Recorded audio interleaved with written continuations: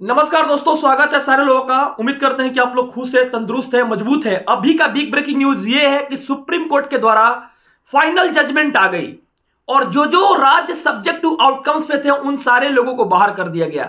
बिहार एक ऐसी राज्य थी जिसमें केस नंबर 5053 में पहले ही जजमेंट आ चुकी है और पहले ही बिहार सरकार छठे चरण को बाहर कर दी थी, जिसमें के पाठक के द्वारा रिव्यू पिटीशन में गया था और रिव्यू पिटीशन का अभी तक जजमेंट आया ही नहीं। अभी तक इसका कोई लिस्टिंग हुआ ही नहीं। तब तक सुप्रीम कोर्ट का एक जो मुख्य जजमेंट थी वो आ गई है और उस जजमेंट को देखते हुए जितने सारे राज्य में सब्जेक्ट टू आउटकम्स पर जो बहाली हुई थी उनको पूर्ण रूप से बाहर कर दिया गया है। जस्टिस महोदय के द्वारा जो जजमेंट दिया गया है, ये जजमेंट में बिहार का छठा चरण पूर्ण रूप से बाहर हुआ और बाहर होने के साथ साथ फिर से अब छठा चरण की बहाली होगी, ये सुप्रीम कोर्ट का मानना है। और सुप्रीम कोर्ट का जो जजमेंट है, उस जजमेंट का जो स्वरूप है, इस स्वरूप को मैंने दर्शाने का कोशिश किया। अगर कोई व्यक्ति इसको लेना चाहता है, देखना चाहता है, जैसे ही चैनल को सब्सक्राइब करेगा कम्युनिटी बॉक्स में वो चीज खुल जाएगी, वो जजमेंट आपको मिल जाएगा और वो जजमेंट वहां से आप लोग जाकर देख सकते हैं कि जजमेंट क्या है और जजमेंट में किस तरह का विचार किया गया। जहां तक सुप्रीम कोर्ट के द्वारा जो जजमेंट दे दिया गया, इससे लगभग हमको लगता है कि 10 राज्य जो है उन सारे राज्यों को बीएड कैंडिडेट को बाहर किया जाएगा और बिहार में इसकी बहुत बड़ी असर पड़ेगी। इसके साथ साथ बहुत सारे लोग ऐसे हैं जो सप्लीमेंट्री रिजल्ट के लिए लगातार यूट्यूब पर वीडियो बना रहे हैं, इधर उधर की बातें कर रहे हैं और कह रहे हैं कि नहीं, बिहार में कोर्ट केस किए हैं और बिहार कोर्ट केस के द्वारा हो सके तो सप्लीमेंट्री रिजल्ट मुझे मिलेगी। लेकिन मैं उनको बता देना चाहता हूं, मेरी कोई कमेंट नहीं है किसी पार्टिकुलर व्यक्ति पर। मैं उन सारे भाइयों को बता देना चाहता हूं कि जो लोग सप्लीमेंट्री रिजल्ट की मांग कर रहे हैं, जैसे टीआरई 1 में कोई कहे कि हमको सप्लीमेंट्री रिजल्ट चाहिए, चले ठीक है टीआरई 1 में सप्लीमेंट्री रिजल्ट चाहिए। टीआरई 2 में सप्लीमेंट्री रिजल्ट चाहिए, चले ठीक है टीआरई 2 में सप्लीमेंट्री रिजल्ट चाहिए। लेकिन टीआरई 3 में जो फॉर्म भराया है, इन सारे लोग का जो एग्जाम ले रही है सरकार, ये एग्जामिनेशन लगभग मान लीजिए कि फॉर्म भराया इतने सारे सीट पर और फॉर्म भराने के बाद सरकार एग्जाम ले रही है, तो पीछे के सप्लीमेंट्री रिजल्ट वो कैसे देगी सरकार? कुछ लोग कहेंगे कि कोर्ट से मिल जाएगा। कोर्ट से अगर मिलने वाली रहती ना भाई, तो ऑलरेडी कोर्ट में बीपीएससी टीआरई 1 टीआरई 2 पे लगभग 42 को केस है। और एक बात मैं बता देता हूं, पटना हाईकोर्ट को यह बात बिल्कुल नहीं नजर आया, मतलब मेरी एलिगेशन नहीं है, एक छात्र होने के नाते मैं बोल रहा हूं और जहां तक मैं भी संविधान पढ़ा हूं, कोर्ट का इज्जत करता हूं, तो पटना हाईकोर्ट में जब बीच में खेला का नियम चेंज नहीं होता है, उसमें डोमिसाइल को हटाया गया। बीच में खेला का नियम चेंज नहीं होता है, इसमें देखा गया होगा निगेटिव मार्किंग को हटाया गया। जबकि क्वेश्चन पेपर पे निगेटिव मार्किंग का चर्चा किया गया है, लेकिन अतुल प्रसाद आया अचानक से हटा दिए। बीच में खेला का नियम चेंज नहीं होता है, लेकिन देश की आजादी के 75 साल बाद भी अपैरिंग कैंडिडेट को मौका दिया गया। बीच में खेला का नियम चेंज नहीं होता है, लेकिन नॉर्मलाइजेशन को हटाया गया। और साथ साथ देखा जाए तो बिहार के अंदर जो बहाली हुई है, इसमें इतनी बड़ी बड़ी लूप होल है, उसके बाद भी पटना हाईकोर्ट में केस किया गया। इसकी जजमेंट अभी तक निराधार साबित हुई है और निराधार साबित इसलिए हुई है, पता नहीं पटना हाईकोर्ट में जो जजमेंट लोग किए थे, किस तरह से केस किए थे, किस तरह से उनका केस का लड़ने का तरीका था, यह पता नहीं चला। लेकिन यह सारा चीज अभी तक निराधार साबित हुआ है टीआरई 1 में।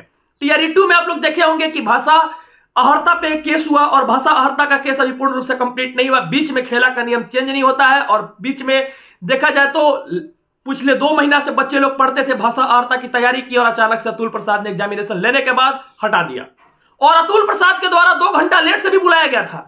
पता नहीं जो संजय चौरसिया, कौन विशाल चौरसिया थे कि कौन कौन लोगों से जो उत्तर प्रदेश की तार जुड़ी हुई थी, क्या उन लोग की ट्रेन लेट हो गई थी आने में? अतुल प्रसाद इस चीज का कभी चर्चा नहीं की, लेकिन 2 घंटा बाद उन लोगों को बुलाया गया था, जबकि क्वेश्चन आउट थी टीआरई 1 टीआरई 2 की। ये न्यूज 18 का पोस्टिंग भी किया गया था और पोस्टिंग को दिखाया भी थे पिछले वीडियो में मैंने। लेकिन बिहार के बच्चे जब तक अभी सप्लीमेंट्री रिजल्ट का इंतजार कर रहे हैं, सब बहम निकाल दीजिए। कुत्ता पालिए, घोड़ा पालिए, शेर पालिए, लेकिन बहम मत पालिए। ये बिहार सरकार है और बिहार सरकार के अंदर जो तमाम यूट्यूबर अभी सप्लीमेंट्री रिजल्ट पे बात कर रहे हैं ना, वो यूट्यूबर को बोल देना चाहता हूं कि वो जो सीट थी, वो सीट को टीआरई 3 में दे दिया गया है। इसलिए मैं सप्लीमेंट्री रिजल्ट पे चर्चा नहीं कर रहा था। तो सप्लीमेंट्री रिजल्ट को सीट जो थी वो टीआरई 3 में दे दी गई थी और टीआरई 3 की क्वेश्चन आउट होने के कारण एग्जामिनेशन रद्द हो गई और रद्द होने के बाद भी अभी तक टीआरई 3 का कोई चर्चा नहीं किया गया है। पेपर वाले ने बिना मतलब का खबर छाप दिया कि पुष्टि किया जाता है कि 15 तारीख से लेकर 15 तक एग्जामिनेशन हो जाएगा, 4 से लेकर 15 तक हो जाएगा और जून के लास्ट में रिजल्ट आ जाएगा। जबकि अभी भी देख लीजिए, मैं घेरा करके लगाया हुआ है पेपर के सामने, आप लोग देख लीजिए कि अभी भी इसकी पुष्टि ना शिक्षा विभाग की है और ना ही बीपीएससी की है। पेपर वाले बिना मतलब के इतना सारा जगह एरिया दे दिए, लेंथ इनटू ब्रेथ दे दिए और बिना मतलब के 3-4 को पेपर में देखे कि इस तरह का खबर चलाया गया, जबकि ये इसका खबर निराधार है और सूत्र के आधार पर बीपीएससी एग्जामिनेशन लेगी। जबकि पेपर का कोई पत्रकार महोदय, जितने सारे पत्रकार महोदय हैं, पत्रकार महोदय के द्वारा नहीं तो शिक्षा विभाग में बात किया गया है और ना ही किसी प्रकार की इस पर चर्चा की गई है।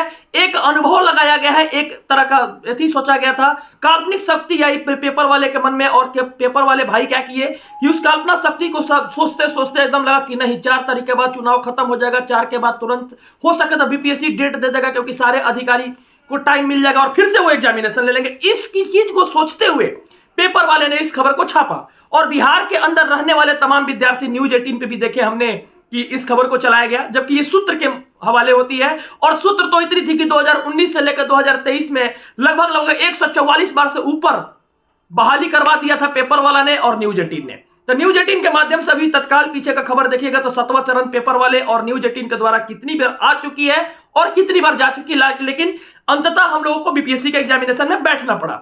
और एक बात और आप लोगों को बता देते हैं कि जो लोग सप्लीमेंट्री रिजल्ट के इंतजार कर रहे हैं, हम बार बार कहते हैं कि कोर्ट का जो नियम है, कोर्ट का नियम से बड़ा कोई चीज नहीं होता है। ऑलरेडी 6ठा चरण जा चुका है 50-53 केस नंबर में। माननीय पाठक महोदय से मैं विनम्र प्रार्थना करूंगा कि आप सुप्रीम कोर्ट में जाइए एक बार रिव्यू लेकर कि सब्जेक्ट टू आउटकम्स है और 6ठा चरण को बचा लीजिए। अरे जो सुप्रीम कोर्ट है वो सुपर पावर है। आप देखे हुए ना रामदेव का क्या हाल हुआ है, रामदेव का खबर देख रहे हैं ना, रामदेव क्या किए हैं और सुप्रीम कोर्ट के द्वारा कितनी बड़ी फटकार लगाई गई है। केजरीवाल की स्थिति देख रहे हैं ना कि क्या है सुप्रीम कोर्ट का पावर। तो हमारा देश एक संविधान से चलता है, यह देश के अंदर जो नीति निर्देशक तत्व है वो सारी चीज को माननी पड़ेगी और हमारा संविधान का उस रूल्स एंड रेगुलेशंस को माननी पड़ेगी। आज दिल्ली के सरकार, जब भारत की राजधानी दिल्ली है, उसके राजधानी का जो मुख्यमंत्री है अभी तक वो जेल में है। क्यों जेल में है? क्योंकि सबसे पहले सुप्रीम कोर्ट का जो ताकत है, जो पावर है, उस पावर को देखते हैं कि हर एक व्यक्ति सुप्रीम कोर्ट के नजर में सम्मान्य होता है और जो सुप्रीम कोर्ट का फैसला आती है उस फैसला को हमारे और आपके द्वारा मतलब अमल भी किया जाता है। चाहे जो भी व्यक्ति हो उसको अमल करना हर संभव कोशिश और जरूरी भी है क्योंकि यह फैसला सुप्रीम कोर्ट की है। लेकिन यह बात किसी को मानने में समझ नहीं आती है। कुछ लोग कहेंगे कि सप्लीमेंट्री रिजल्ट आएगी। अरे भैया कैसे आएगी सप्लीमेंट्री रिजल्ट, ये हमको बता दो। जो सीट बचा हुआ था वो सीट तो टीआरई 3 को दे दिया। मतलब बात समझिए, टीआरई 1 में जो सीट बच गया टीआरई 2 में गया। टीआरई 2 और टीआरई 1 को जितना सीट को काउंटिंग किया गया, टोटल सीट कहां चला गया? टीआरई 3 में। तो टीआरई 3 में जब चला गया, इसके लिए फॉर्म भरा गया। अब एग्जामिनेशन होगा कि नहीं होगा कोई नहीं जानता है, लेकिन इस सीट को ऑलरेडी वहां पर भेज दिया गया है और फॉर्म भरा चुका है। तो अब बताइए सरकार सीट कहां से लाएगी और कैसे आपको सप्लीमेंट्री रिजल्ट देगी?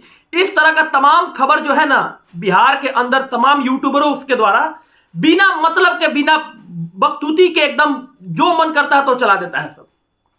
अरे तथ्य के आधार पे खबर चलाओ, जो तथ्य सही है उस आधार पे खबर चलाओ और जो चीज सही है उसके ऊपर खबर चलाओ ताकि बिहार के बच्चों के द्वारा उस खबर पर भरोसा किया जाए।